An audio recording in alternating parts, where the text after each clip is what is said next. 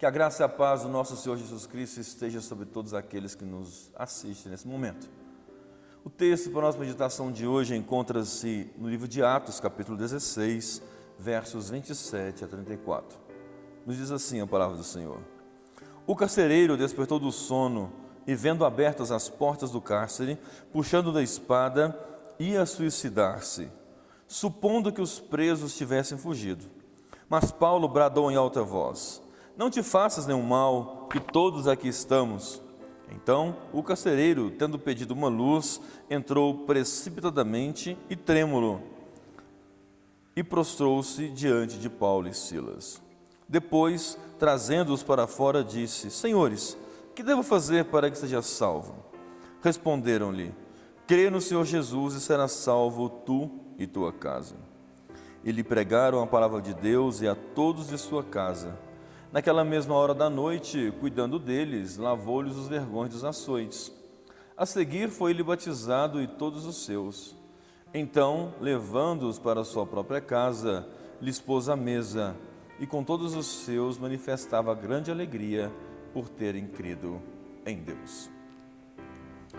Esse texto é um texto muito importante da palavra do Senhor, que mostra algo de conversão que aconteceu na vida desse carcereiro.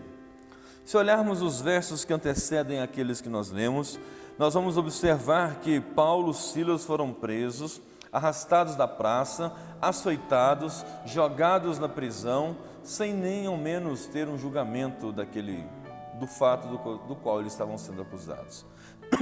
Eles estavam ali à meia-noite cantando, louvando ao Senhor com cânticos, orando, e então acontece um grande terremoto que sacode as estruturas daquela cadeia, os grilhões são soltos dos pés e eles então têm as portas da prisão abertas.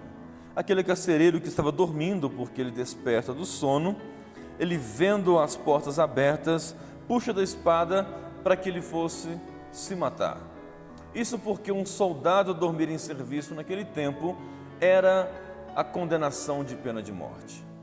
Como ele acordou e viu as portas abertas, ele deduziu que todos fugiram e ele então seria torturado e depois morto. Seria mais honroso para ele se matar do que ser preso e condenado à morte por ter dormido em serviço.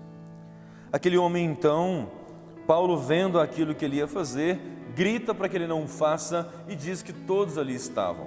Aquele homem então, sem entender, pega uma lâmpada, uma luz, uma lamparina, uma lanterna e entra ali dentro daquela prisão, vê que todos os presos estão ali, Paulo, Silas e os demais presos, e então ele se ajoelha diante de Paulo e Silas, tira-os para fora e faz uma pergunta que mudou toda a vida dele e inclusive dos seus.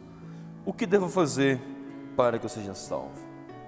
Talvez aquele homem perguntou, salvo da prisão por ter dormido em serviço, salvo da condenação por ter dormido em serviço, ou mesmo salvo da condenação eterna, porque com toda certeza ele ainda não conhecia a Cristo Jesus, e Paulo responde dizendo que ele deveria crer no Senhor Jesus.